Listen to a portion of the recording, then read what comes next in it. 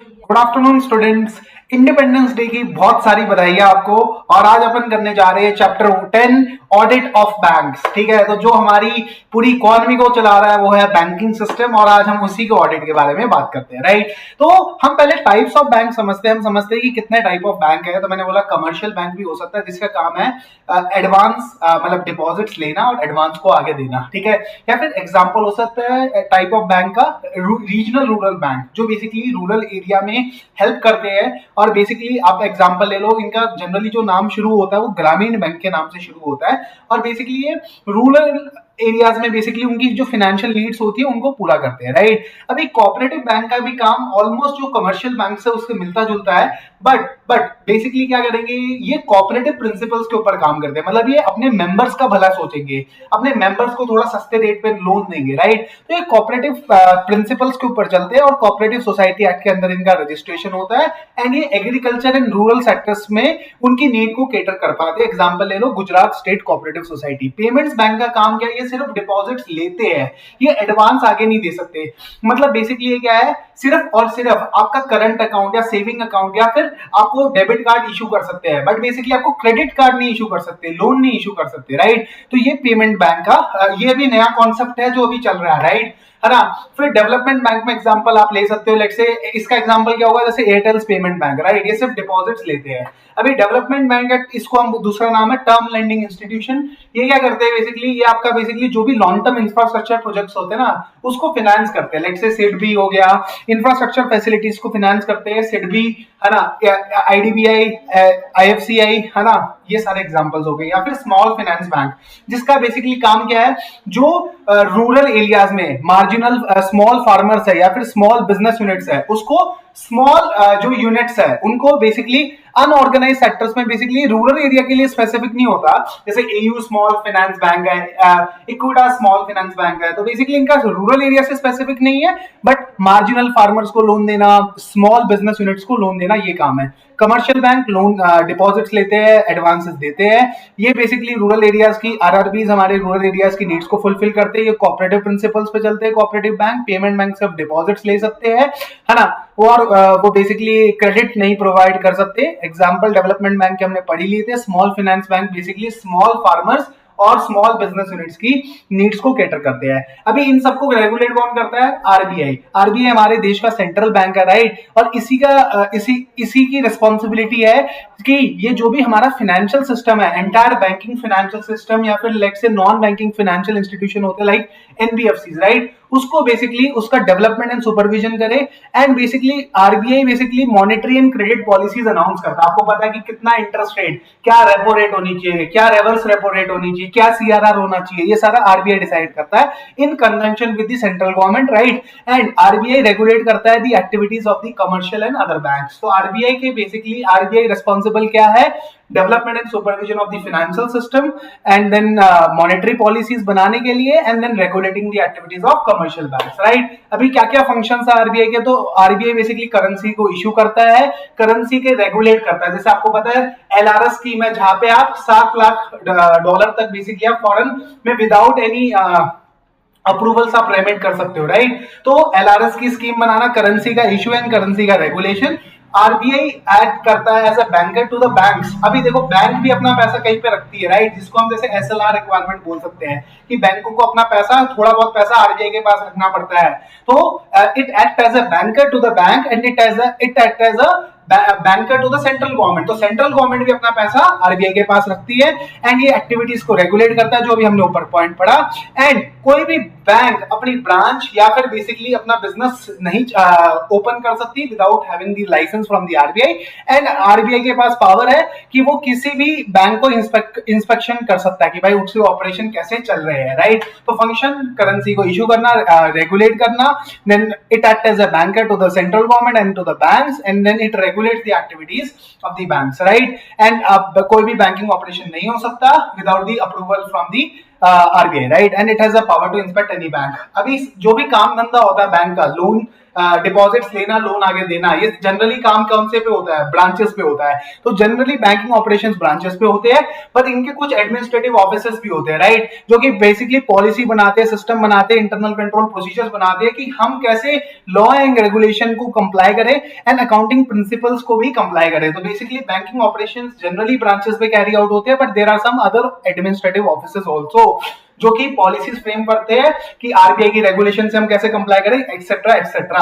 अभी अभी बैंक्स कौन कौन से फ्रेमवर्क से गवर्न होते हैं, तो मैंने बोला देखो, banking regulation act, state bank of India के लिए अलग से एक्ट बना है, एसबीआई एक्ट 1955, फिर आप कह लो बेसिकली बैंकिंग कंपनीज के एक्विजिशन के लिए एक एक्ट बना था 1917 में, देन आरआरबी के लिए सेपरेट एक्ट है, IT act, PMLA act, prevention of money laundering, फिर आप बेसिकली सरफासी एक्ट देख सकते हो, जिसमें बेसिकली जो बैंक अगर एसेट को पैसे नहीं निकाल पाती तो वो किसी एसेट रिकंस्ट्रक्शन कंपनी को एसेट ट्रांसफर कर देती है ताकि वो पैसा ले ले। तो लेट्स से अगर कंपनी के बैंक के पास 100 करोड़ का लोन डिफॉल्ट हो गया, तो बैंक क्या बोलेगी एआरसी को, भाई तू 50 करोड़ में लोन दे दे, 50 करोड़ मुझे अभी के अभी दे दे, तू माथाफोड़ी करता रहे उस बंदे से पैसा निकलवाने का, राइट। या फिर हो सकता है payment and settlement act, then RBI act, ठीक है। तो banking regulation act, RBI act, payment settlement, prevention of money laundering, ये सब आप एग्जांपल्स लर्न कर सकते हो। अभी बैंक के केस में क्या क्या इंपॉर्टेंट, मतलब क्या क्या पेक्यूलरिटीज है, पेक्यूलरिटीज मींस क्या क्या विशेषताएं है बैंक के लिए। तो बैंक में देखो ऑब्वियस सी बात है हाई वॉल्यूम ऑफ ट्रांजैक्शन रहेगी, ऑब्वियस सी बात है हाई वॉल्यूम भी रहेगी, दूसरा कॉम्प्लेक्स भी रहेंगे ट्रांजैक्शन, क्योंकि देखो हर ट्रांजैक्शन बैंक के थ्रू ही रूट होता है। देन ऑब्वियस सी बात है बैंक का बहुत बड़ा ज्योग्राफिकल प्रेजेंस होगा, व्हेन बैंक बहुत सारे प्रोडक्ट्स एंड सर्विसेज ऑफर करता है आज की डेट में, लेट्स से फ्रॉम डिपॉजिटिंग और money to basically issuing the LCs, then derivative product, सारा बैंकिंग सिस्टम के थ्रू ही होता है। एंड बेसिकली आज की डेट में बैंक बहुत ज्यादा टेक्नोलॉजी का यूज कर रहा है। आप देखो ना, आज घर पे बैठे बैठे नेट बैंकिंग एक्सेस करते हो, right. And there is a strict vigilance over all these things by the RBI. RBI is the central bank of the country and it monitors the activities of the bank. तो मैं अगर बात बताऊं what are the peculiarities of the banking system, it is high volume of transaction, then wide geographical spread, then बहुत सारे products and services, then use of technology and the strict vigilance bye the RBI. अभी bank audit के case में auditor को बहुत सारी audit report देनी पड़ती है, तो आप कौन कौन सी रिपोर्ट दोगे, मैंने बोला आप मेन ऑडिट रिपोर्ट दोगे, साथ साथ में आप अगर बैंकिंग कंपनी है तो 143 आएगी वाली इंटरनल फाइनेंशियल कंट्रोल की इफेक्टिवनेस वाली रिपोर्ट भी दोगे। तीसरा सबसे इंपॉर्टेंट रिपोर्ट आती है एलएफएआर, ये सिर्फ बैंकिंग कंपनी की बैंकिंग ऑर्गेनाइजेशन के लिए रेस्पेक्ट में यूज होता है, banking company, nationalise bank, SBI, सबके केस में आपको एलएफएआर देना पड़ेगा और आपको ये एज ऑडिटर 30 जून तक सबमिट करना पड़ेगा। फिर आपको देना पड़ेगा एसएलआर रिक्वायरमेंट, तो बैंक को अपने कुछ डिपॉजिट्स का अराउंड 18 to 19% पैसा आरबीआई के पास रखना पड़ता है इन the form of SLR, statutory liquidity ratio. तो वो भी आपको उसके ऊपर भी ऑडिटर को कंप्लायंस के ऊपर देना पड़ेगा, हाँ the bank has complied with SLR requirement. फिर आपको ट्रेजरी ऑपरेशंस के ऊपर भी बैंक के रिपोर्ट देनी पड़ेगी कि treasury operations are in accordance with the instructions issued by the RBI, कि भाई हमने कोई फॉरेन एक्सचेंज एक्सपोजर इससे ज्यादा इशू नहीं किया है, मतलब there might be multiple guidelines, right. And और आपने जो भी आईआरएसी नॉर्म्स है, अभी जो अपन आगे पढ़ेंगे कि भाई स्टैंडर्ड एसेट में इतना प्रोविजन बनना चाहिए, सब स्टैंडर्ड में इतना बनना चाहिए, डाउटफुल एसेट में इतना बनना चाहिए, तो उसको आपने कंप्लाई किया है एंड उसके हिसाब से प्रोविजन बनाया है as per the RBI norms.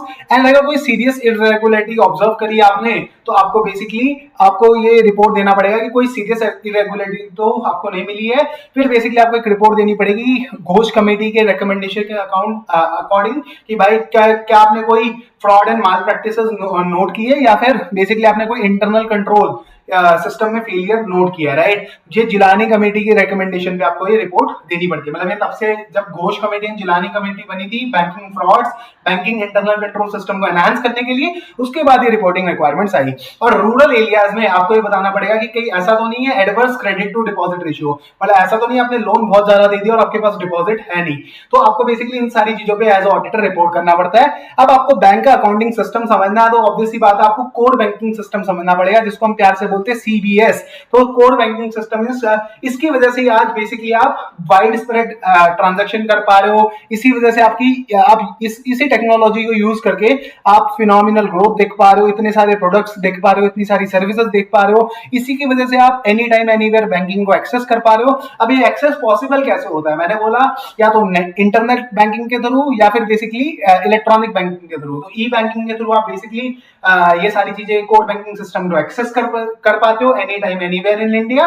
And अब इस अकाउंटिंग सिस्टम के फीचर्स क्या है? मैंने बोला देखो, आपको ऑब्वियस सी बात है, ट्रांजैक्शंस बहुत वॉल्यूमनस होंगी, तो आपको ये एज अ ऑडिटर इंश्योर करना पड़ेगा कि भाई जो इनका अकाउंटिंग सिस्टम है वो बेसिकली उस डेटा की इंटीग्रिटी को मेंटेन करता है। ठीक है, तो हमें ये देखना पड़ेगा कि भाई उनका जो अकाउंटिंग सिस्टम है that captures all of the transaction, है ना। और ऑब्वियस सी बात है, बेसिकली अब ऑब्वियस सी बात है, बहुत सारी रिपोर्ट्स, सिस्टम जनरेटेड रिपोर्ट्स निकलती होगी भाई ये एनपीए है या नहीं है। तो आपको ये चेक करना, आपको ऐसा नहीं कि सिस्टम के ऊपर ऑटोमेटिकली रिलाई करना है। ठीक है, आपको बेसिकली उसको चेक करना है कि भाई हाँ, system generated information is correct और नॉट। ठीक है, एंड बेसिकली आपको यहाँ पे भी हमने ये पढ़ा, system generated information is correct and can not be relied upon without evidence. आपको उसको बेसिकली टेस्टिंग करना पड़ेगा। आपको देखना पड़ेगा कि जो सिस्टम जनरेटेड इंफॉर्मेशन है that is in compliance to the latest RBI guidelines. And आपको बेसिकली ऑब्वियसली बात है देखना है कि भाई अब ऑब्वियसली बात है, ज्यादा आप टेक्नोलॉजी यूज कर रहे हो तो यू हैव टू एंश्योर कि अकाउंटिंग सिस्टम जो मैनेजमेंट यूज करी है that is robust, safe and secure. तो अगर मैं सिंपल बोलूं तो कोर बैंकिंग टेक्नोलॉजी यूज करके आप एनी टाइम एनीवेयर एक्सेस कर सकते हो। अब लेकिन इससे क्या होगा, ट्रांजैक्शन की वॉल्यूम बढ़ गई है, तो आपको एंश्योर करना है कि भाई जो रिकॉर्डिंग हो रही है ट्रांजैक्शन की उसकी इंटीग्रिटी को मेंटेन रहे वो। एंड बेसिकली आपका इंटरनल कंट्रोल सिस्टम हमेशा रोबस्ट रहे, सेफ रहे, सिक्योर रहे, ताकि ये ट्रांजैक्शन सही तरीके से रिकॉर्ड हो पाए। एंड बेसिकली आपको देखना पड़ेगा कि जो सिस्टम जनरेटेड रिपोर्ट्स है, राइट, सिस्टम जनरेटेड इंफॉर्मेशन है that is in compliance with the latest applicable RBI guidelines. And आप सिस्टम जनरेटेड इंफॉर्मेशन को सोलली रिलाई नहीं कर सकते, आपको उसको बेसिकली टेस्ट करना पड़ेगा। एंड आपको बेसिकली आपको मैनुअली अगर कुछ चेक करना पड़े सिस्टम जनरेटेड रिपोर्ट से रिलेटेड, तो आप वो भी कर सकते हो। तो ये हो गया understanding of the accounting system. अब बैंक ऑडिट अप्रोच में आप क्या करोगे, वही सेम। अब पहले आप प्लान बनाओगे। प्लान बनाते वक्त आप क्या करते थे पहले, प्लान में अपन क्या क्या लिखते हैं, nature, time and extent of risk assessment procedure, nature, time and extent of the further audit procedure and other audit procedures. लेकिन ऑडिट प्लान करने के लिए पहले अपन को क्या समझना पड़ता है, understanding of the entity, right, for the purpose of risk assessment as well. तो आप बेसिकली अंडरस्टैंडिंग लोगे कि what is the nature and level of operation, क्या फीचर्स है इनके बिजनेस के, है ना, कौन से ऐसे फीचर्स है जो थोड़े बेकार है, what is the nature of the adverse feature, कितना कंपनी कंप्लाई कर पा रही है अपने इंटरनल कंट्रोल्स के based on the previous reports, and what is the audit risk. तो ऑडिट रिस्क को आप देखोगे, तो मैंने बोला nature and level of operations, क्या फीचर्स है एंड क्या ऑडिट रिस्क राइज हो रही है एंड क्या कंप्लायंस कर पा रही है। फिर अपन चलते कंट्रोल एनवायरनमेंट। कंट्रोल एनवायरनमेंट का मींस क्या क्या कंट्रोल एक्टिविटी कंपनी में है। तो आपने बोला रिकंसिलिएशन कंपनी में होता है, कंपनी ने लिमिट्स लगा रखी है कि भाई इस ट्रांजैक्शन के ऊपर ऐसे होगा। फिर सेग्रीगेशन ऑफ ड्यूटीज है, फिर रिकंसिलिएशन होता है, फिर वेरिफिकेशन अप्रूवल होता है, एक्सेप्शंस को प्रॉपर्ली रिपोर्ट किया जाता है, कैश लॉकर में पड़ा रहता है मतलब physical security, and contingency planning. अगर मान लो कि बैंक के सर्वर पे कुछ अटैक हो जाए तो उसकी भी प्लानिंग कंपनी ने कर रखी है, उसका कंट्रोल ऐसा एड्रेस करता है। तो कंट्रोल एनवायरनमेंट में देखना पड़ेगा कि क्या ये बेसिकली कंट्रोल एस्पेक्ट्स है कंपनी के पास। अब आप इसके लिए आप क्या कर सकते हो, जब आप बेसिकली कंट्रोल एक्टिविटी को इवैल्यूएट कर सकते हो, तो आप ये देखो, सिंपल है, मेरे प्रिंसिपल हमेशा मेरे से बोलते थे कि लाइफ में अगर कोई भी चीज देखनी हो तो 5 W और 1 H तो हमेशा साथ में रख के चलना और आप एक अच्छे ऑडिटर बन सकते हो। तो 5 W और 1 H आपको अच्छा ऑडिटर बनने में हेल्प करता है। तो अभी आप जब कंट्रोल देखोगे तो आप पूछोगे किसने ये कंट्रोल परफॉर्म किया, कब, ये क्या एविडेंस है कि ये कंट्रोल परफॉर्म हुआ है, कब ये कंट्रोल परफॉर्म हुआ था, इनकी क्या फ्रीक्वेंसी है, क्या ये फ्रीक्वेंसी एनफ है to prevent correct misstatement,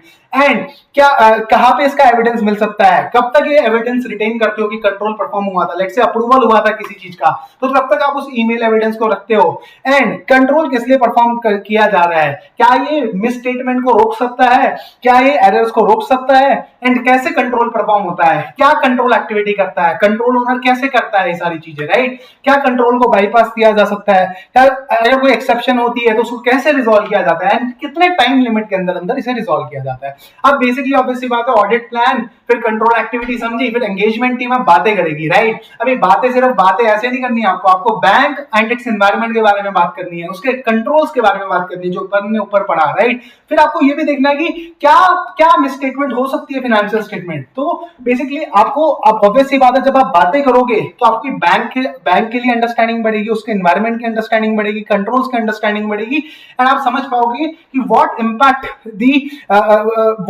is the impact of the misstatements on the financial statement. तो आपको हेल्प हो जाएगी ऑन बेटर अंडरस्टैंडिंग जब आप डिस्कशन करोगे। अब बेसिकली आपकी डिस्कशन किसके अराउंड होनी चाहिए? आपकी डिस्कशन होनी चाहिए with the engagement partner, with the senior engagement team members on the susceptibility of the bank's financial statement to material misstatement. मतलब कितना प्रोन है ये financial statement to material misstatement, कितने चांसेस है कि इसमें मटेरियल मिसस्टेटमेंट हो सकती है, एंड आपको ये जनरली प्लानिंग स्टेज में करनी है। तो आपको देखना है कि क्या चांसेस है कि इसमें गलतियां हो सकती है बैंक के फाइनेंशियल स्टेटमेंट में। तो आप बेसिकली ऑब्वियसली बात है, आप ये फॉलोइंग टाइप की डिस्कशन करोगे कि क्या एरर्स की चांसेस होने की, errors that are more likely to अगर, कौन कौन से एरर्स है जो that have more chances to basically have happened, right. And कौन से ऐसे एरर्स है जो पास्ट में हुए हैं, किस तरीके से बैंक्स में फ्रॉड होता है, what has been the response to the risk, that is engagement risk, pervasive risk and specific risk। तो engagement risk means basically आपको देखो, अभी अपन जब नीचे जाएंगे तो अपन पढ़ेंगे engagement risk। आपको क्लाइंट एक्सेप्टेंस करने से पहले ही देखना पड़ता है कि क्या ये engagement में एक्सेप्ट करना चाहिए या नहीं करना चाहिए एज पर SA 220, राइट। फिर परवेसिव रिस्क होती है फाइनेंशियल स्टेटमेंट लेवल रिस्क की भाई पूरे फाइनेंशियल स्टेटमेंट में फ्रॉड हो सकता है, right. And specific risk means assertion level risk, deposit गलत हो सकते हैं इस बंदे के, एडवांस गलत हो सकता है। तो what are the audit response, and आपको प्रोफेशनल स्क्रिप्टेड रहना पड़ेगा। तो बेसिकली जब आप डिस्कशन करोगे तो आपकी डिस्कशन इस अराउंड होनी चाहिए कि भाई what is the possibility, what is the susceptibility of the bank's financial statement to misstatement, right. अभी उसमें क्या देखोगे आप ये देखोगे क्या चांसेस है एरर होने के, पास्ट में कैसे हुए हैं, कैसे फ्रॉड कर सकता है बंदा। आपको प्रोफेशनल स्क्रिप्टिसिज्म मेंटेन करना पड़ेगा। आप उन्हें बोलोगे कि भाई हाँ, बेसिकली आपको अलर्ट रहना पड़ेगा टू इन्फॉर्मेशन और कंडीशन जहां पे जो आपको बता रही है कि शायद मटेरियल मिसस्टेटमेंट हुई होगी, राइट। अभी इस एडवांटेज, इसके डिस्कशन के फायदे क्या होंगे? ऑब्वियस सी बात है, हर बंदे को ये पता चल जाएगा बेसिकली उसकी कहां पे bank's financial statement are susceptible to fraud, and वो बेसिकली अप्रोप्रिएटली से रिस्पॉन्ड कर पाएंगे to the engagement risk, pervasive risk and specific risk, right. अभी बेसिकली ऑडिट एंगेजमेंट पार्टनर जो रिस्की एरिया है जहां पे फ्रॉड होने के ज्यादा चांसेस है उसको सफिशिएंटली सीनियर टीम मेंबर्स को देगा। अगर उसको लगता है कि भाई कोई ऐसा एरिया जहां पे स्पेशलिस्ट की जरूरत पड़ सकती है तो वो बेसिकली स्पेशलिस्ट को भी बुलवा लेगा। अभी इनकम रिकॉग्निशन पॉलिसी क्या होती है? मैंने बोला एनपीए अभी वर्ड ऐसा है जो अभी अपन आगे पढ़ेंगे, लेकिन एनपीए पे अपन इनकम तभी बुक करते हैं जब एक्चुअल में मिल जाती है, बस यही लिखा है इसके अंदर। अभी form and content of financial statement क्या है? सेक्शन 29 बताता है कि भाई अभी बेसिकली ये जनरली बात करता है बैंकिंग कंपनी के केस में, बट ये section same to same all nationalised bank, SBI, RRBs के ऊपर भी अप्लाई होता है, जो कि बोलता है आपको फॉर्म ए में बैलेंस शीट बनानी है, फॉर्म बी में प्रॉफिट एंड लॉस बनाना है, आपको इसका अकाउंट ऑडिट करवाना है। ये ऑडिट वही कर सकता है जो बंदा ऑडिटर है ऑफ द कंपनीज, मतलब जो कंपनीज एक्ट में ऑडिटर बन सकता है वही बंदा बैंकिंग कंपनी या फिर नेशनलाइज्ड बैंक या फिर एसबीआई या फिर आरआरबी का ऑडिटर बन सकता है। So what is the eligibility? जो सेम एलिजिबिलिटी है जो कि कंपनी ऑडिटर के लिए होती है, जो सेक्शन 141 में लिखी है, राइट। अभी अपॉइंटमेंट ऑफ द ऑडिटर कैसे होगा? तो ऑब्वियसली बात है, अगर बैंकिंग कंपनी है तो ईजीएम में शेयर होल्डर्स अप्रूव करेंगे, सेम अब जो अपन कंपनीज एक्ट में पढ़ते थे। अगर नेशनलाइज्ड बैंक है तो basically board of directors of the bank appoint करेंगे, but in both this cases approval of RBI will be required. अभी आरआरबी थोड़ी छोटी बैंक है, राइट, तो उसमें बेसिकली आरबीआई का रूल हटा के वहां पे it's the central government, right. So it will, RRB के केस में it will be appointed by the bank with the approval of the central government. अभी रेम्यूनरेशन कौन डिसाइड करेगा? मैंने ऑब्वियसली बात है बैंकिंग कंपनी में 142 में बेसिकली एजीएम में अपॉइंट करेंगे, तो सेक्शन 139 के थ्रू एजीएम में अपॉइंट करेंगे, 142 में रेम्यूनरेशन डिसाइड कर देंगे। तो 142 में या तो एजीएम में ही रेम्यूनरेशन डिसाइड कर देंगे या फिर मेंबर्स बोलेंगे कि भाई इस तरीके से इसकी रेम्यूनरेशन निकाल लेना, तो वो मैनर फॉलो कर लेंगे, ठीक है। या फिर नेशनलाइज्ड बैंक एंड एसबीआई के केस में क्या करेंगे? मैंने बोला यहाँ पे RBI in consultation with CG, यहाँ पे सिर्फ अप्रूवल नहीं चाहिए सीजी का, only consultation with CG, they will determine what should be the remuneration of the auditor. अभी पावर ऑफ ऑडिटर क्या है? तो मैंने बोला उसके पास एक्सेस होगा to the books of accounts, document and voucher. ये तो हमें भी पता है कि भाई हाँ उसके पास सारा 143 में अपन ऑलरेडी पढ़ते हैं, राइट। तो auditor of a banking company, nationalised bank, SBI, RRB के पास पावर है to access books of account, vouchers, documents and record. अभी ऑडिटर्स रिपोर्ट, अभी आप ये समझो कि ये जो ऑडिटर्स रिपोर्ट है this is prescribed in respect of nationalised bank, very very important to note, है ना। तो अभी आप इसका लॉजिक समझो, नेशनलाइज्ड बैंक एंड एसबीआई के लिए बताया गया है, क्योंकि बैंकिंग कंपनी की जो ऑडिट रिपोर्ट का फॉर्मेट है वो तो सेक्शन 143 से आ रहा है, राइट। वहां पे आपने लिखना है, या फिर एसए 700 रेड विद सेक्शन 143, और बेसिकली वहां से आपका वो फ्लो होता है। तो ये बैंकिंग कंपनी के लिए नहीं है ऑडिट रिपोर्ट का format, this is for the nationalised bank या फिर एसबीआई। अभी आपको ऑडिट रिपोर्ट देनी है ना, एंड बेसिकली आपको ये जो रिपोर्ट देनी है to the central government issue करनी है। आप इसमें क्या बोलोगे कि जो फाइनेंशियल स्टेटमेंट है वो ट्रू एंड फेयर व्यू दे रहे हैं, आपने जो भी एक्सप्लेनेशन या इंफॉर्मेशन मांगी थी क्या वो आपको मिली है, एंड क्या आपको वो सेटिस्फैक्टरी लगी है या नहीं है, ठीक है। एंड जो भी ट्रांजैक्शन कैरी आउट हुए that is with in the powers of the bank, आपको बेसिकली जो भी ब्रांचेस है उसकी बेसिकली रिपोर्ट्स आई है। एंड अगर आपको कोई ऐसा मैटर है जो कि सेंट्रल गवर्नमेंट के नोटिस में लाना, तो वो भी आप बता सकते हो। तो बेसिकली रिपोर्टिंग फॉर्मेट है कि सारा ट्रू एंड फेयर व्यू, जो एक्सप्लेनेशन आपने मांगी थी आपको वो सारी मतलब सेटिस्फैक्टरी लगी या नहीं लगी है वो बताना है। एंड कोई ऐसा मैटर, तो सारे मैटर जो भी ट्रांजेक्शन जो भी हुए that is with in the powers of the bank या नहीं है, या फिर जो आपको रिटर्न्स मिली है whether it is adequate for the purpose of your audit और नॉट। एंड अगर कुछ आप और मैटर भी बताना चाहते हो तो वो बता सकते हो।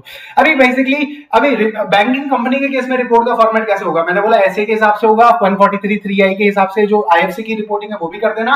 कारो बैंकिंग कंपनी में एप्लीकेबल नहीं होता है, तो बेसिकली आप यहाँ पे मत देना, राइट। अभी आपको रिपोर्ट में ये भी बताना पड़ेगा कि भाई कितनी अनऑडिटेड ब्रांचेस है, कितनी अनऑडिटेड ब्रांचेस है। अब मान लो किसी ब्रांच का ऑडिट नहीं हुआ है, अगर आप सेंट्रल स्टैट्यूटरी ऑडिटर हो, आपको पूरे बैंक के ऊपर ओपिनियन देना, तो आपको बताना पड़ेगा what is the number of unaudited branch, कितने उसमें क्या क्या क्वांटम रखा है, और what is the quantum of the basically advances, deposit, interest income and expense. तो वो बेसिकली आपको बेसिकली रिपोर्टिंग करना पड़ेगा कि भाई हाँ बैंकिंग कंपनी, या फिर लेट्स से यहाँ पे बेसिकली आपका सारा का सारा नेशनलाइज बैंक के केस में भी सेम ही होगा, राइट। एलएफईआर में आपको वो मैटर्स पे रिपोर्टिंग करनी होती है जो आरबीआई स्पेसिफाई कर दे, ये 30 जून तक देनी होती है। वैसे तो एग्जीक्यूटिव समरी देने की कोई जरूरत नहीं है एलएफईआर में, बट अगर आप देना चाहते हो तो आप दे सकते हो। अभी reporting to RBI in case of frauds, ये रिक्वायरमेंट आरआरबी के केस में नहीं लगती है, आप प्लीज ये ध्यान रखना। अभी बेसिकली आपको उसमें क्या करना है, इसमें बेसिकली अगर कोई भी अकाउंटिंग प्रोफेशनल जो कि या तो इंटरनल ऑडिट कर रहा है, या फिर एक्सटर्नल ऑडिट कर रहा है, या फिर इंस्टीट्यूशनल ऑडिट कर रहा है। इंस्टीट्यूशनल ऑडिट का मींस बैंक का एम्प्लॉय जो कि अकाउंटिंग का बंदा है या ऑडिटिंग का बंदा, वो खुद ही ऑडिट कर रहा है, राइट। तो अगर आपको कोई फ्रॉड मिलता है ना, या फिर आपको कोई फ्रॉडुलेंट एक्टिविटी का सस्पिशन होता है, या फिर आपको smell of any fraudulent transaction आती है, या फिर आपको ऐसा लगता है किसी ने अपनी पावर का मिसयूज किया है, एक्सेस ऑफ पावर यूज किया है, तो वो आरबीआई को उसे बताना चाहिए। अगर उसने जानबूझकर नहीं बताया तो उसकी रिस्पॉन्सिबिलिटी हो जाएगी, एंड आरबीआई में take appropriate action for it. अब ये सारी requirement commercial bank and excluding RRB के ऊपर अप्लाई होती है। अब इसमें अपन ने ऐसे 250 एंड ऐसे 240 भी पढ़ा। ऐसे 250 क्या बोलता है कि confidentiality is overridden by the law, so in case you encounter any fraud, suspicion of fraud और यूटिलाइजेशन ऑफ एक्सेस पावर, तो आप इस कॉन्फिडेंशियलिटी को ब्रीच करके आरबीआई को बता सकते हो। एंड ऐसे 240 आपको क्या बोलता है कि आपको रीजनेबल एश्योरेंस लेनी है कि financial statement as a whole are free from material misstatement due to fraud. अब इसमें बेसिकली ऑब्वियसली बात है, आपसे ये एक्सपेक्ट नहीं किया जाता कि आप एक एवरी ट्रांजैक्शन को नहीं देखोगे, मतलब ऑब्वियसली बात है ब्रॉड लेवल को आप सिस्टम एज अ होल को देखोगे, right. It is not expected to look at each and every transaction but to look at the system as a whole. अगर आपको कोई भी ऐसा मैटर नजर में आता है तो आपको आरबीआई को बताना है। साथ साथ में आपको कंपनी के सीएमडी है ना, सीएमडी चेयरमैन चीफ एग्जीक्यूटिव को भी बताना है।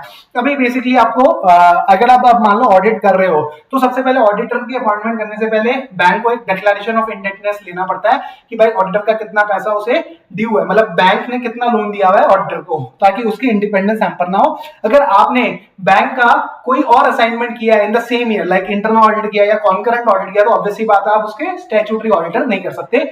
आपको प्लानिंग करनी है। आपको पहले देखना क्या आप इस एंगेजमेंट को एक्सेप्ट कर सकते हो, तो ऐसे 220 के हिसाब से एक्सेप्टेंस देखना पड़ेगा। एंड अगर आपने डिसाइड किया कि मैं एक्सेप्ट कर सकता हूं, तो आपको एंगेजमेंट टर्म्स को राइटिंग में एग्री करना पड़ेगा, जो कि अभी अपन नीचे पढ़ेंगे।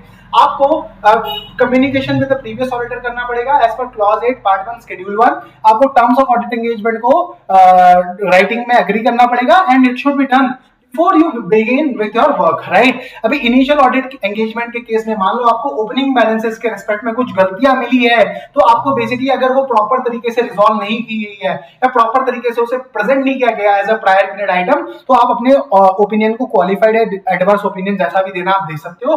आपको एंगेजमेंट रिस्क एक्सेप्ट करनी है prior to the acceptance, but आप जब प्लानिंग कर रहे हो तो वापस से आपको एंगेजमेंट रिस्क देखना है कि भाई क्या एंगेजमेंट रिस्क का लेवल है, एंड आपको एंगेजमेंट टीम बना के and you have to understand the bank and its environment, ताकि आप रिस्क असेसमेंट कर पाओ थ्रू डिजाइन और फर्दर ऑडिट प्रोसीजर्स। अपन अंडरस्टैंडिंग किस लिए लेते हैं, ताकि अपन रिस्क असेस कर पाए of the financial statement assertions to the misstatement or and to the account specific assertion to the misstatement, so as to design a further audit procedure। अभी आपको डिक्लेरेशन लेनी है कि भाई हाँ, बैंक्स को जब भी अपॉइंट करेगा ऑडिटर उससे पहले डिक्लेरेशन ऑफ इंडेक्टनेस लेना कि भाई मेरे पे कोई भी लोन बकाया नहीं है तुम्हारी बैंक का, राइट। ये अपन ने पढ़ी लिया। प्लानिंग में अपन ने ऐसे 220, फिर अपन ने ये वाला इंटरनल असाइनमेंट जहां पे अपन ने बोला अगर इंटरनल ऑडिट कॉन्करेंट ऑडिट आपने सेम ईयर में किया तो आप स्टैट ऑडिट नहीं कर सकते। प्लानिंग में ऐसे 220, ऐसे 210। कम्युनिकेशन विद प्रीवियस ऑडिटर, यहाँ पे आपको एनओसी लेना है, आपको टर्म्स ऑफ एंगेजमेंट को एग्री करना है, जहाँ पे मैनेजमेंट रिस्पॉन्सिबिलिटी, ऑडिटर्स रिस्पॉन्सिबिलिटी सब प्रिस्क्राइब होगा। इनिशियल ऑडिट एंगेजमेंट में अगर कुछ गलती मिलती है तो अगर प्रॉपर्ली प्रेजेंट या डिस्क्लोज नहीं किया है तो क्वालिफाइड एडवर्स दीजिए, एंगेजमेंट रिस्क को असेस कीजिए prior to acceptance and also once at the planning stage once you have decided to accept the engagement, and engagement team को आप एस्टैब्लिश किया, आप एक्सपीरियंस बंदे लगाइए, आप अंडरस्टैंड करिए बैंक एंड इट्स एनवायरनमेंट को, ताकि आप डिजाइन कर पाओ फर्दर ऑडिट प्रोसीजर। ये सेम पॉइंट है। फिर आपको understanding the bank and its environment, तो अब आपको क्यों अंडरस्टैंड करना है, ताकि आप आइडेंटिफाई एंड असेस कर पाओ एंड ताकि आप फर्दर ऑडिट प्रोसीजर्स के ऊपर प्लान कर पाओ, राइट। तो ये बेसिकली आपने पूरा समझ लिया। अब आपको बैंक की अकाउंटिंग प्रोसेस जो अपन ने ऊपर समझा था कि भाई कोर बैंकिंग सिस्टम के थ्रू ट्रांजैक्शंस होती है, इसमें बहुत वॉल्यूम होती है, तो आपको देखना पड़ता है कि भाई कंट्रोल रॉबस्ट है, सारे ट्रांजैक्शन प्रॉपर तरीके से हो रहे हैं, जो अपन ने ऊपर पढ़ा था, right. Understanding of the accounting system. अरे रिस्क मैनेजमेंट प्रोसेस की भी आपको अंडरस्टैंडिंग लेनी है, तो आप इसमें सेम जो अपन ने इंटरनल कंट्रोल के 5 कंपोनेंट्स है उसी के बारे में लिखना है कि भाई क्या टीसीडब्ल्यूजी ओवरसाइट करता है of the basically you can say oversight करता है ऑफ दी कंपनी, राइट, ताकि वो रिस्क मैनेजमेंट पॉलिसी बनाता है। तो पहला एलिमेंट क्या था, control environment in the chapter of internal control. फिर अपन ने क्या पढ़ा, एंटिटी अपनी खुद रिस्क को मेजर करता है, आइडेंटिफाई करता है, उसको एड्रेस करता है, जिसको हमने क्या बोला, entities risk assessment process in our chapter number 3, right. फिर कंट्रोल एक्टिविटीज, जहां पे हमने बात करा segregation of duty, authorization, setting up the limits, फिर वेरिफिकेशन एंड अप्रूवल, से सारी चीजें अपन ने पढ़ी। देन मॉनिटरिंग एक्टिविटी, क्या कंपनी के पास एक ऐसी इंडिपेंडेंट मैनेजमेंट टीम है जो रिस्क मैनेजमेंट मॉडल्स को इवैल्यूएट करती है, उसकी असम्पशंस, मेथडोलॉजी, कितना फॉरेक्स को एक्सपोजर है कंपनी का, वो उसको इवैल्यूएट करती है। And then reliable information system. तो ये अपन ने सारे पॉइंट्स पढ़े। First is oversight and involvement in the control process by the TCWG, that is क्या टीसीडब्ल्यूजी ने रिटर्न रिस्क मैनेजमेंट पॉलिसीज बना रखी है कि इतना एक्सपोजर आप फॉरेक्स का ले सकते हो, इतना आप एनपीएस का एक्सपोजर ले सकते हो, राइट, है ना। What is the, how does the banking industry, banking company identify, measure and monitor their risk, control activities, then monitoring activities, क्या मॉडल्स, क्या असम्पशंस लगा रखी है उस मॉडल में कि भाई कितना मैं फॉरेन एक्सचेंज का एक्सपोजर को बियर कर सकता हूं, then what whether there are reliable information system for the purpose of reporting.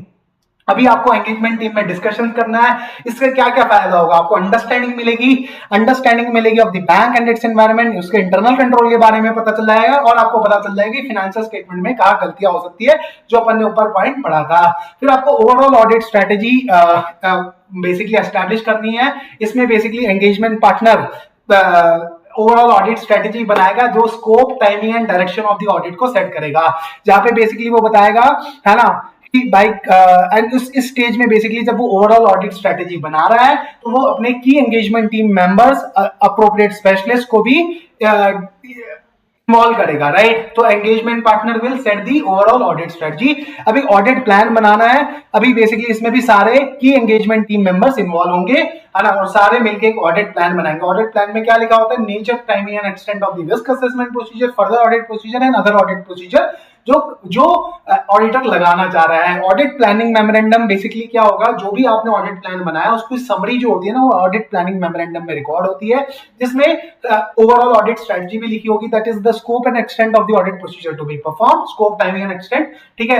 And वो सारे सिग्निफिकेंट इश्यूज भी बताएगा, क्या रिस्क आइडेंटिफाई करें, क्या हम कंट्रोल्स के ऊपर रिलायंस कर सकते हैं, क्या हम कंट्रोल्स को टेस्ट करना चाह रहे हैं ताकि हम उसके ऊपर रिलाय कर दे, या फिर है ना बेसिकली क्या हमने appropriately what are the procedures to address the engagement risk, pervasive risk, specific risk, right. तो एंड वो हमें बेसिकली इसमें ऑडिट प्लानिंग मेमोरेंडम में कि हमें प्लानिंग करनी है कि how we plan to address the engagement risk, pervasive risk and specific risk.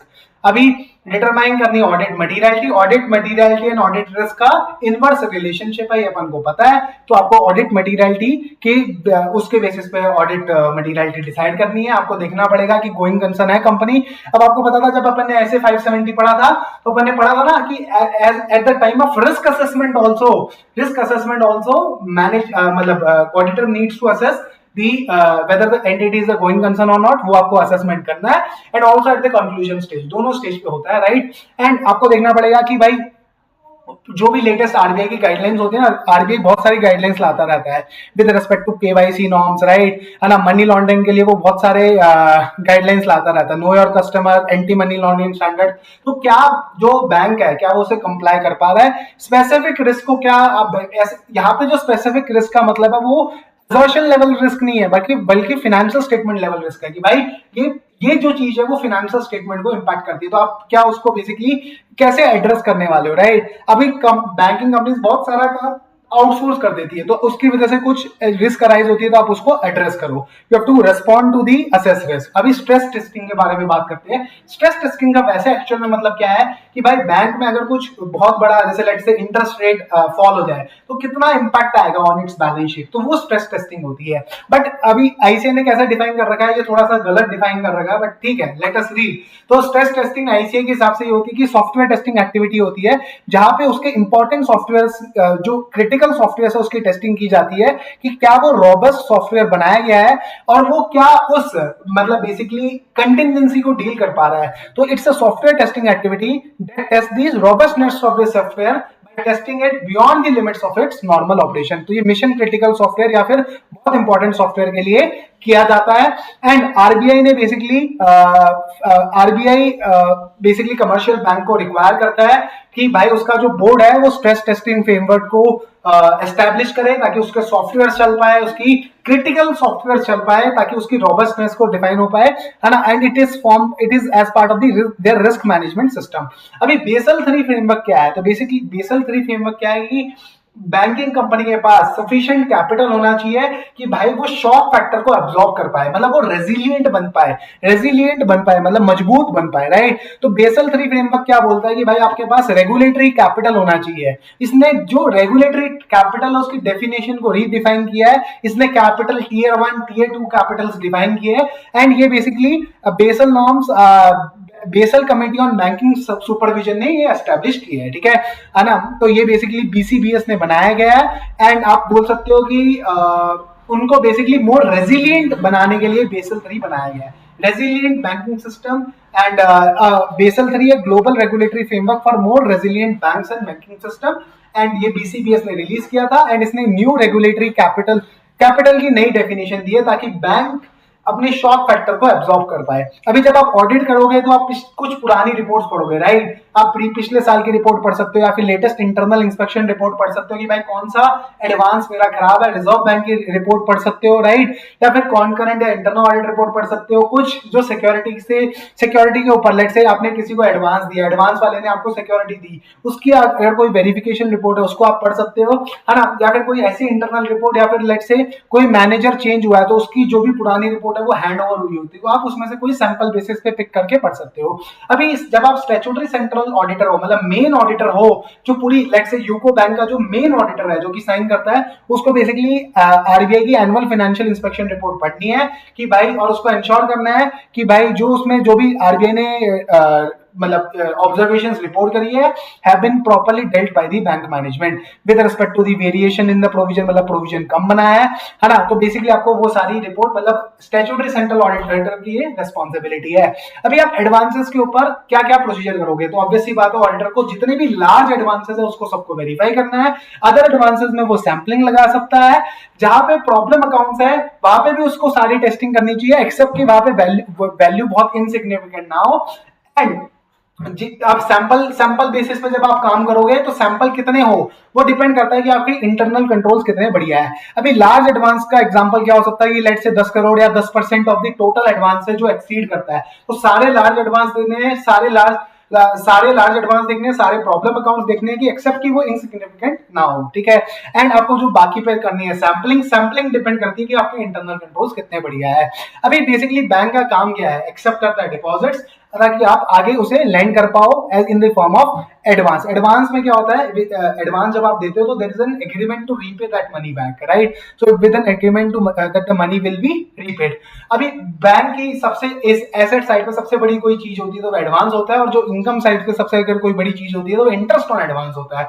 अभी ऑडिटर को एडिक्वेट नॉलेज होनी चाहिए of the banking industry along with its regulation, and उसको बैंक के वेरियस फंक्शनल एरियाज के बारे में, उसकी प्रोसेसेस सिस्टम्स उनके बारे में अंडरस्टैंडिंग होनी चाहिए। अभी लोन के दो टाइप्स हो सकते हैं, funded and non funded. Funded means आपका पैसा गया, बैंक का पैसा गया है, तो जैसे let's say CC term loan, इसमें बैंक पैसा देता है। लेकिन नॉन फंडेड का मतलब क्या है, बैंक का अभी पैसा नहीं गया बट फ्यूचर में जा सकता है अगर कस्टमर अपनी ऑब्लिगेशन नहीं फुलफिल कर पाया। इसका मतलब क्या है, एलसी हो गई, बैंक गारंटी हो गई। मतलब बैंक ने अपने क्लाइंट के बिहाफ पे गारंटी दी है कि अगर मेरा क्लाइंट इस कॉन्ट्रैक्ट को फुलफिल नहीं कर पाया तो मैं तुम्हें पैसा दूंगा जितने का तुम्हें नुकसान हुआ है, like in the sense of performance guarantee. तो एलसी बैंक गारंटीज दो टाइप हो सकते हैं, term loan, cash credit, overdraft, demand loan, ये सारे फंडेड फैसिलिटी के एग्जांपल है, क्योंकि पैसा actual transfer of the funds from the bank to the borrower, यहाँ पे एक्चुअल ट्रांसफर नहीं होता है। अभी आपको बैलेंस शीट, बैंक के बैलेंस शीट में आपको कैसे डिस्क्लोजर देना पड़ेगा, मैंने बोला बिल्स परचेज्ड एंड डिस्काउंटेड, मतलब आपने बिल परचेज एंड डिस्काउंटेड का एग्जांपल क्या होगा, मतलब बेसिकली मान लो कंपनी ने अपने डेटर को 100 रुपए का सामान बेचा, लेकिन वो 100 रुपए आएंगे 3 महीने बाद, तो बैंक ने बोला, बैंक के पास गया, बैंक जी मुझे 100 रुपए के बदले में अभी 95 रुपए दे दो ना, तो बैंक ने भी उसे 95 रुपए दे दिया और वो एज एडवांस दिखा दिया। तो बिल्स परचेज एंड डिस्काउंटेड आपका डिस्क्लोजर आएगा।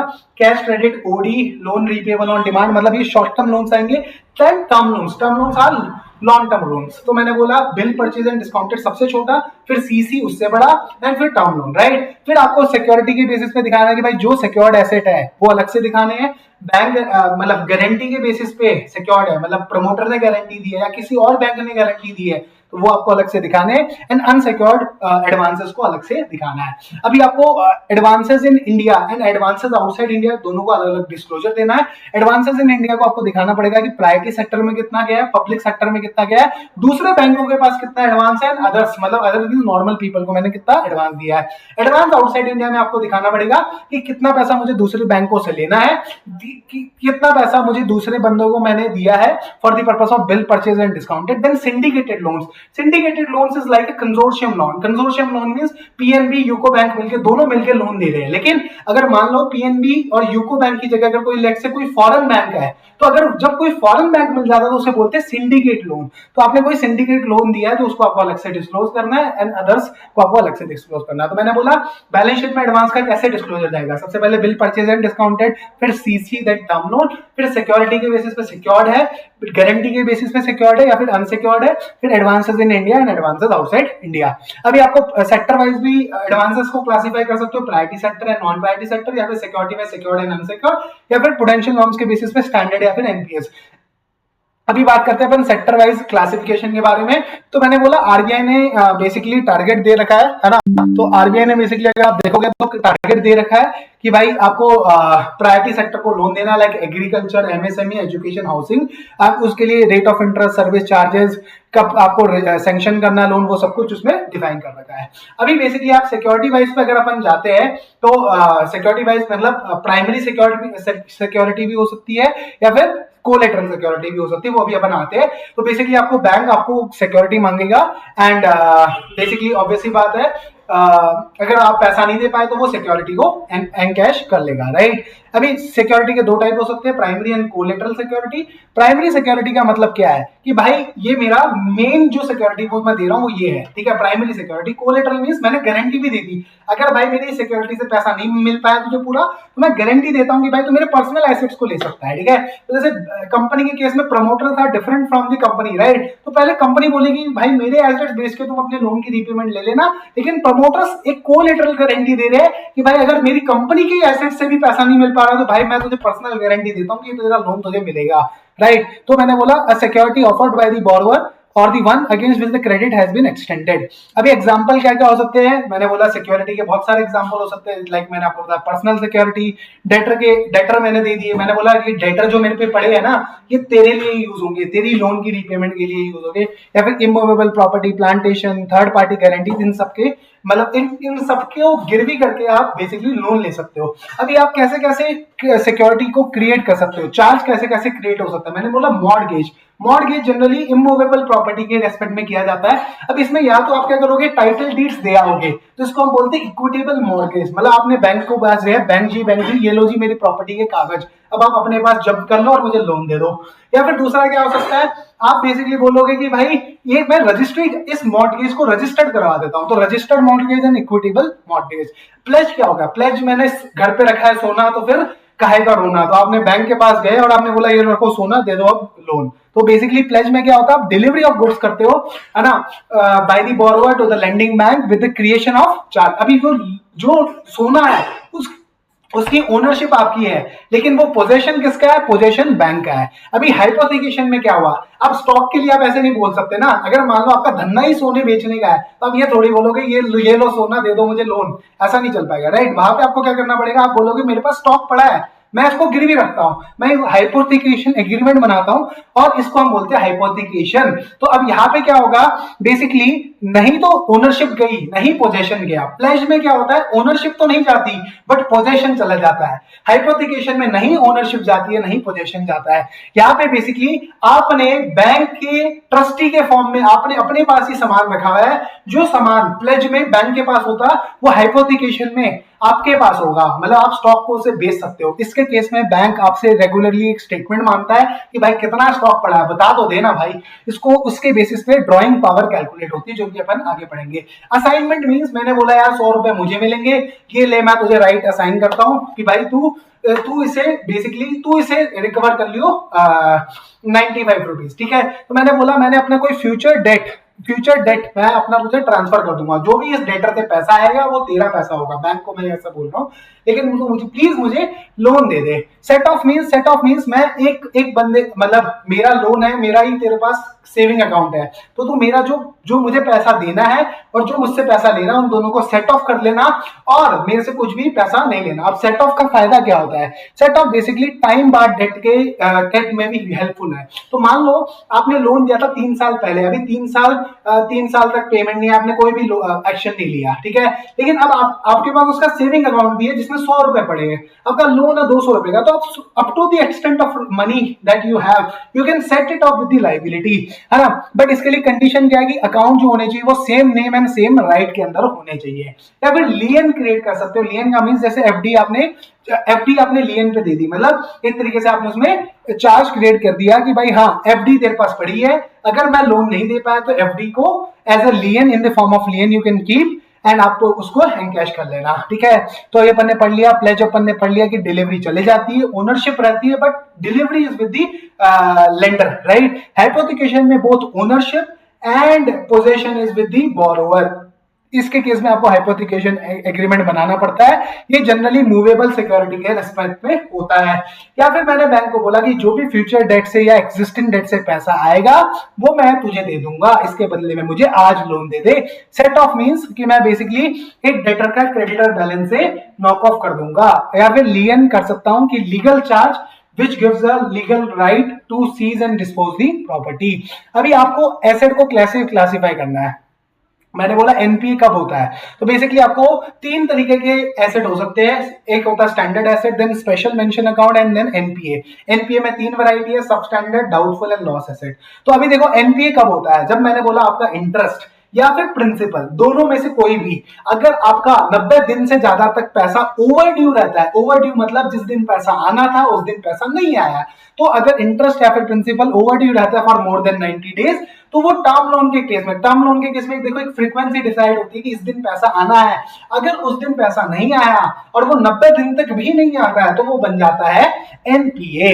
अभी ओवरड्राफ्ट और सीसी में क्या होता है, मैंने बोला ओवरड्राफ्ट या सीसी में अगर आपका जो आउटस्टैंडिंग अमाउंट है वो सैंक्शन लिमिट या ड्रॉइंग पावर दोनों से ज्यादा है, तो देखो आप ज्यादा से ज्यादा कितना अमाउंट निकाल सकते हो ओवरड्राफ्ट से, अगर मान लो आपकी सैंक्शन लिमिट है 100 रुपए और ड्रॉइंग पावर है 80 रुपए, तो आप मैक्सिमम 80 रुपए ड्रॉ कर सकते हो, लेकिन अगर आपका बैलेंस लेट से 90 रुपए है तो वो ओवरड्राफ्ट क्या बन जाएगा, आपका एनपीए बन जाएगा। या फिर उस ओवरड्राफ्ट अकाउंट में कोई भी क्रेडिट नहीं हुआ, कोई भी पैसा आया नहीं है फॉर द लास्ट 90 डेज, या फिर जो पैसा क्रेडिट हुआ है that is not sufficient to meet the interest that has been debited during the period, तो उस ओवरड्राफ्ट अकाउंट को हम मान लेंगे एनपीए।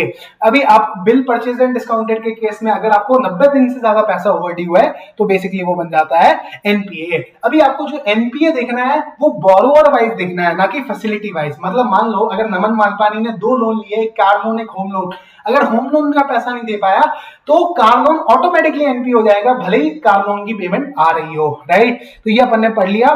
फिर स्टैंडर्ड, देखो अभी जनरली स्टैंडर्ड एसेट क्या होता है, जब पैसा आ रहा है तो मान लो 31 मई 23 तक रेगुलरली पैसा आया, जिस दिन से पैसा नहीं आना शुरू हुआ वो बन जाता है SMA account, special mention account. मतलब ये पैसा आप ओवरड्यू रहने लग गया, तो SMA up to 1 month, SMA up to 3 month and SMA up to 3 months, यहां तक चलता है, right. 2 months, 1 month, 2 month, 3 month, जैसे ही 90 दिन क्रॉस होते हैं वो बन जाता है, क्या बन जाता है, एनपीए बन जाता है। अब जब ये अकाउंट एनपीए रहता है for a period of 12 months, तो वो रहता है सब स्टैंडर्ड की कैटेगरी में, और उसके बाद जाके वो बन जाता है डाउटफुल अप टू 1 ईयर, फिर 1 to 3 year and more than 3 year. तो बेसिकली ये अपन ने स्पेशल मेंशन अकाउंट भी समझ लिया, एंड अपन ने ये भी समझ लिया कि सब स्टैंडर्ड कब बनता है, डाउटफुल कब बनता है, एंड लॉस एसेट क्या होगा कि जब बैंक को लगा कि भाई साहब कुछ भी नहीं होना, डाउटफुल रहा ही नहीं, अब मैं इसे एक्चुअल राइट ऑफ कर देता हूं, तब वो बन जाता है लॉस एसेट। अब चलते हैं अपन फटाफट, अभी प्रोविजनिंग क्या क्या करनी है। तो बेसिकली अगर मान लो आपका जो एसेट है वो सब स्टैंडर्ड कैटेगरी का है, सब स्टैंडर्ड का मतलब आपका एसेट एनपीए हुआ, NPA means overdue for the period of more than 90 days, मतलब 91 दिन से लेकर अगले 365 दिन तक, मतलब 365 plus 91 days, it will be the period in which the asset would remain as substandard। तो इसके लिए आपको 15% प्रोविजन बनाना है। अगर डाउटफुल अप टू 1 ईयर है तो सिक्योर्ड पोर्शन पे 25%, अनसिक्योर्ड पे 100, doubtful of 1 to 3 40% on secured and 100% on unsecured, doubtful doubtful greater than more than 3 years है तो बेसिकली 100%, एंड लॉस एसेट भी आपको बेसिकली 100% बनाना है। तो लॉस एसेट का मतलब क्या होता है, जहां पे लॉस आइडेंटिफाई किया गया है बाय द बैंक या फिर ऑडिटर्स या फिर आरबीआई इंस्पेक्शन टीम ने। अभी बेसिकली एनपीए आपको कैसे क्लासिफाई करना है, it should be based on the record of recovery. अगर पैसा नहीं आ रहा है, ठीक है, अभी आपके पास भले ही सिक्योरिटी पड़ी है, आप पैसा रिकवर कर सकते हो, तब भी वो एनपीए बनेगा, बट लेकिन पैसा अगर उसने नहीं दिया तो it will be classified as NPA only, भले आपके पास सिक्योरिटी पड़ी हो। तो it is based on the record of recovery. अगर आपके पास सिक्योरिटी है तो इसका मतलब ये नहीं कि वो एनपीए नहीं बनेगा, ठीक है। इसके पास एक ही एक्सेप्शन है जो हम आगे जाके पढ़ेंगे। अगर आपने टर्म डिपॉजिट, केएससी नहीं केवीपी, किसान विकास पत्र, एनएससी, इनके रेस्पेक्ट में अगर आपने लोन दिया है तो भले ही वो पैसा नहीं भी आ रहा है, लेकिन अगर आपके पास सिक्योरिटी पड़ी है तो भी वो एनपीए नहीं बनेगा। वो एक एक्सेप्शन है बस इस रूल की। तो इसका मतलब क्या, आपको सिक्योरिटी को नहीं देखना, आपको ये देखना कि क्या पैसा आ रहा है या नहीं आ रहा। अगर नहीं आ रहा तो एनपीए बनेगा, अगर 90 दिन तक पैसा नहीं आया है। अभी आपको बोरोवर वाइज करना है, फैसिलिटी वाइज नहीं करना है। एग्जांपल ले लिया कार और होम लोन का, ये भी अपन को समझ आ गया। अभी मान लो बैंकिंग कंपनी का जो मैनेजर था और जिसने लोन लिया था, दोनों मिले हुए थे। उसने बोला भाई लोन वाले मेरे थोड़े से पैसे बैंक में डाल दे ताकि मेरा अकाउंट एनपीए ना बने। तो अभी basically account regularise near the balance sheet date, तो मतलब पैसा क्रेडिट हुआ है बट बहुत छोटा सा क्रेडिट है ना, that has been recorded before the balance sheet date. अभी आपको एज अ ऑडिटर इसको बड़ा केयरफुली हैंडल करना है। आपको देखना है कि भाई, आपको बेसिकली देखना है कि ये जो क्रेडिट हुआ है इसका सब्सिक्वेंटली क्या होगा, हुआ है, आफ्टर द फाइनेंशियल ईयर क्या हुआ, कहीं पैसा वापसी तो नहीं चला गया टू द बोरोवर। एंड आपको अंडरस्टैंडिंग लेनी पड़ेगी what is the objective behind this transaction, कुछ इसमें रिस्क तो नहीं है, ठीक है ना। तो बेसिकली कोई इसमें इनहेरेंट वीकनेस तो नहीं है, ये आपको देखना पड़ेगा। आपको बड़ा केयरफुली इन क्रेडिट्स को इवैल्यूएट करना पड़ेगा। You have to be very careful, it should be handle with care and without scope for subjectivity. And आपको देखना पड़ेगा कि इस ट्रांजैक्शन का subsequent to the year end क्या हुआ, मतलब मान लो 100 रुपए क्रेडिट हुआ, लेकिन 100 रुपए 1 अप्रैल को वापस रिवर्स कर दिया, तो क्या कैसा हुआ उस पैसे के बारे में, उसके बेसिस पे आपको आइडिया लगेगा कि भाई क्या ये अकाउंट एनपीए था या नहीं था। अभी गवर्नमेंट गारंटीड एडवांसेस, अगर देखो गारंटी अभी आपने इन्वोक नहीं करी, इन्वोक मींस मतलब आपने सेंट्रल गवर्नमेंट को बोला नहीं कि भाई मुझे पैसा दे दो, या फिर सेंट्रल गवर्नमेंट ने रेप्यूडिएट नहीं करी है, मतलब सेंट्रल गवर्नमेंट ने बोला मैं इस गारंटी को कैंसिल करता हूं। अगर ये दोनों सर्कमस्टांसेस है तो central government has neither the guarantee was invoked neither repudiated. और अगर लोन आपका एनपीए बन जाता है तो देखो एसेट क्लासिफिकेशन के पर्सपेक्टिव से वो कभी भी एनपीए नहीं बनेगा, मतलब वो हमेशा स्टैंडर्ड एसेट ही रहेगा। वो मतलब बेसिकली एनपीए वाली कैटेगरी में नहीं जाएगा, स्टैंडर्ड या एसएमए अकाउंट में रहेगा। लेकिन अगर for the purpose of income recognition purpose it will be classified as NPA.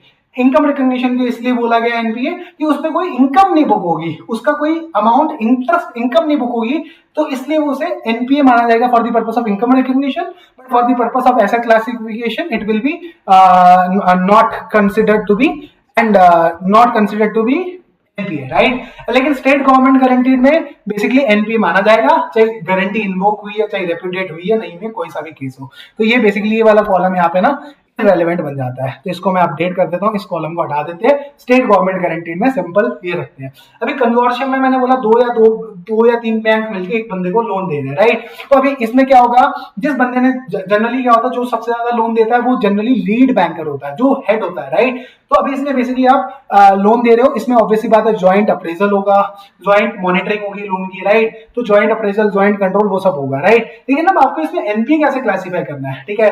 तो बेसिकली आपको तभी एनपीए आप मतलब तभी मानोगे कि मेरा पैसा रिकवर हो गया जब आपके पास एक्चुअल में लीड बैंकर ने पैसा दे दिया।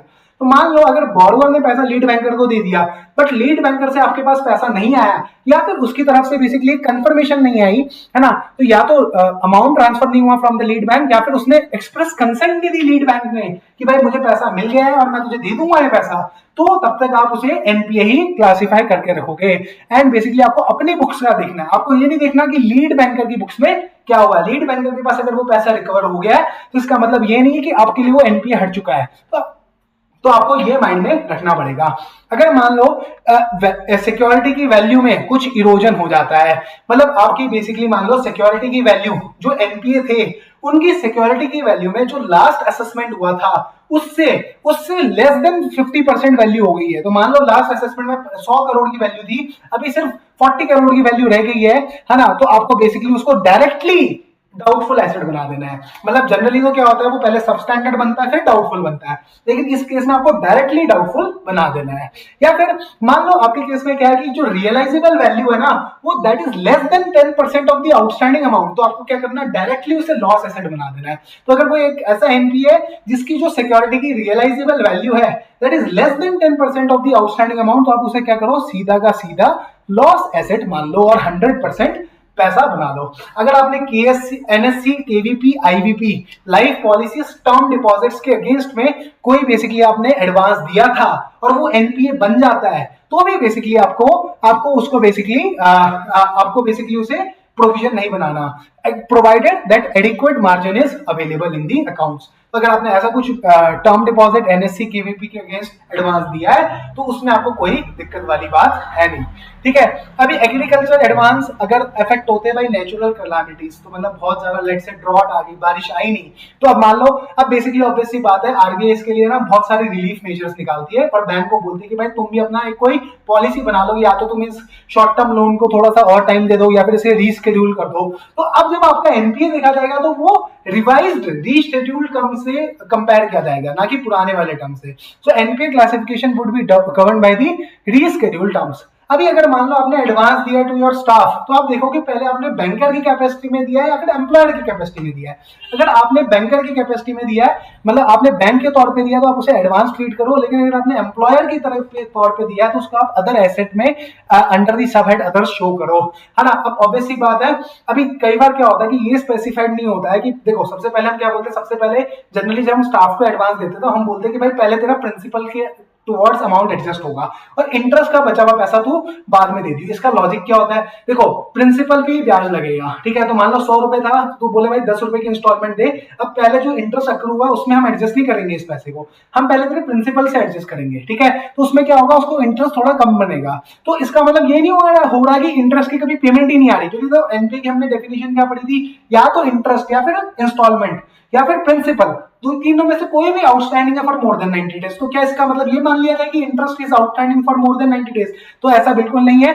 अगर हाउसिंग लोन या फिर सिमिलर एडवांस के केस में अगर इंटरेस्ट की recovery is after the recovery of principal, तो एनपीए इसीलिए एनपीए तभी मानेंगे जब वो इंस्टॉलमेंट ही नहीं आई, जब वो पैसा आना था तभी वो पैसा नहीं आया। अभी एग्रीकल्चर एडवांसेस को आप कैसे ट्रीट करोगे, इसको आप दो हिस्सों में बाइफरकेट करोगे, एक है लॉन्ग ड्यूरेशन क्रॉप, एक short duration crop. Long duration means इसको कम से कम साल भर लगता है प्रायर टू इट्स हार्वेस्टिंग। जब आप इसको उगाते हो और जब इसे आप हार्वेस्ट करते हो, तो उसके बीच में 1 साल का समय लगता है। शॉर्ट ड्यूरेशन क्रॉप का मतलब क्या है, 1 साल से कम का समय लगता है। तो अगर मान लो एनपीए कब माना जाएगा लॉन्ग ड्यूरेशन क्रॉप में, अगर आपका जो पैसा है that has been outstanding for up to 1 crop season. तो अगर आपका पैसा अप टू 1 क्रॉप सीजन भी नहीं आया, तो उसको आप एनपीए मान लोगे। और शॉर्ट ड्यूरेशन क्रॉप में अब basically up to 2 crop season, ठीक है। यहाँ पे 2 क्रॉप सीजन आएगा, फॉर 2 क्रॉप सीजन, ठीक है। तो यहाँ पे शॉर्ट ड्यूरेशन क्रॉप सीजन के रेस्पेक्ट में इट्स 2 क्रॉप सीजन। अब एक ड्रॉइंग पावर की कंपटीशन कैसे होनी है, तो मैंने बोला बहुत सिंपल सी बात है। Drawing power generally cash credit के रेस्पेक्ट में कैलकुलेट होती है ना। अब ड्रॉइंग पावर का मतलब क्या है कि भाई आप इस लिमिट तक आप यूज कर सकते हो। अभी देखो सैंक्शन लिमिट, जब बैंक से आप लोन या कुछ भी सैंक्शन कराते हो ना, तो वो आपको बताता है कि ये तेरी सैंक्शन लिमिट है, यहाँ पे तू सीसी भी कर सकता है, पैकिंग क्रेडिट भी ले सकता है, इसका तू ओवरड्राफ्ट भी ले सकता है, नॉन फंडेड एक्सपोजर भी ले सकता है। तो this is your overall limit. But drawing power calculate होती है based on your stock, based on your debtors, based on your creditors. तो आपको ड्रॉइंग पावर का अमाउंट कैलकुलेट होता है based on the primary security less margin. Primary security जो हमने hypothecation में पढ़ी थी, that is first is hypothecation में अपन ने क्या पढ़ा था, दैट इज स्टॉक, ठीक है। देन असाइनमेंट में अपन ने क्या पढ़ा था, अपन फ्यूचर या एग्जिस्टिंग डेट को असाइन कर सकते हैं, तो डेटर्स। तो डेटर्स और स्टॉक के रेस्पेक्ट में आपको ड्रॉइंग पावर कैलकुलेट होती है। एंड है ना, आपको ये देखना पड़ेगा, it has to be ensured that the overdraft is within the sanction limit, your drawing power whichever is lower. अगर उससे ऊपर जाती है तो आपको मैनेजमेंट या फिर हेड ऑफिस के नोटिस में लाना पड़ेगा। अभी बैंक की क्या ड्यूटी है, ठीक है। बैंक की क्या ड्यूटी है कि basically working capital amount, basically आपको प्रॉपर स्टेटमेंट लेनी है। ऑब्वियसली बात है, आपकी स्टॉक स्टेटमेंट 3 महीने से पुरानी नहीं होनी चाहिए, जिसके बेसिक पे आपने ड्रॉइंग पावर कैलकुलेट करी है। अभी बेसिकली ऑडिटर को एज अ ऑडिटर आपको क्या करना है, जो एनुअल रिपोर्ट आपको बोरोवर से आएगी, आप उसमें मैच करो कि उसमें जो स्टॉक और डेटर का अमाउंट था क्या वो मैच होता है जो मुझे स्टेटमेंट मिली थी for the purpose of drawing power calculation, है ना। अब बेसिकली आपको ड्राइंग पावर कैलकुलेशन कैसे करनी है, इन accordance with the guidelines frame by the board of directors in agreement with the statutory auditor, है ना। एंड आपको बेसिकली इंश्योर करना पड़ेगा कि जो सन्ड्री क्रेडिटर्स की जो रिपोर्टिंग हुई है that is appropriate for the purpose of calculation of the drawing power. And अगर आपकी जो ओवरड्राफ्ट की लिमिट है that is more than 5 crore, तो आपका स्टॉक ऑडिट होगा, जहां पे बैंक के खुद के बंदे जाएंगे और देखेंगे कि क्या स्टॉक मौजूद है या नहीं है। तो basically in case of basically stock audit होना जरूरी होता है अगर 5 करोड़ से ऊपर की फैसिलिटी होती है। एंड यहाँ पे बेसिकली आप अगर मान लो आप कंजोर्शियम में आपने लेंड किया है, तो आपको बेसिकली लीड बैंकर से ये रिपोर्ट लेनी पड़ेगी, ये सारी ड्राइंग पावर की कैलकुलेशन की रिपोर्ट लेनी पड़ेगी। एंड आपको बेसिकली देखना पड़ेगा कि जो बेसिकली जो स्टॉक ऑडिटर की जो रिपोर्ट होगी कि भाई यहाँ पे मुझे इतना स्टॉक मिला है, उसकी आपको बेसिकली रिपोर्ट को भी देखना पड़ेगा कि क्या उसकी वैल्यूएशन सही है, and that is appropriate for the purpose of calculation of drawing power. अभी इस एग्जांपल में देखते हैं, स्टॉक था 60,000 रुपए, डेटर थे 55,000 रुपए, जिसमें से पुराने डेटर थे 15,000 रुपए। तो ड्राइंग पावर कैलकुलेट करते वक्त पुराने डेटर्स को हटा दिया जाता है एंड सन्ड्री क्रेडिटर्स थे 10,000 रुपए। तो जो स्टॉक था वो आपने क्रेडिटर से परचेज किया, तो जो स्टॉक में से आपको क्रेडिटर्स हटा के फिर आपको बेसिकली जो पेड स्टॉक होता है प्लस आपके जो डेटर्स होते हैं उसके ऊपर आपको मार्जिन माइनस करोगे तो बेसिकली आपका ड्राइंग पावर निकल के आती है। तो स्टॉक के ऊपर 30% मार्जिन है, डेटर के ऊपर 40% मार्जिन है। तो स्टॉक में से आपने क्रेडिटर हटाया 10,000 का, तो 50,000 के पेड क्रेडिटर्स आए, इसमें से 30% मार्जिन हटाओ, 15,000 मार्जिन हटाओ, 35,000 रुपए आ गए। इसी तरीके से पहले बेकार डेटर हटाओ, that is more than 90 days, फिर एलिजिबल डेटर्स आ जाएंगे, इसमें से मार्जिन हटाओ, इसमें से आपकी डीपी आ जाएगी बेस्ड ऑन दी डेटर्स। अभी दोनों को जोड़ दो तो ये आपकी टोटल ड्राइंग पावर हो जाएगी। बट आपको पता है drawing power can not exceed the sanction limit, तो आप 48,000 से ऊपर का लोन नहीं ले सकते। अपन बस अभी इस वीडियो में यही तक कवर करते हैं, मैं बहुत ज्यादा थक गया हूं। अभी चलते हैं अपन नेक्स्ट वीडियो में, अपन पूरा चैप्टर कंप्लीट कर देंगे। Thank you, thanks, have a good day, bye and enjoy the Independence Day. Thanks, bye, have a good day.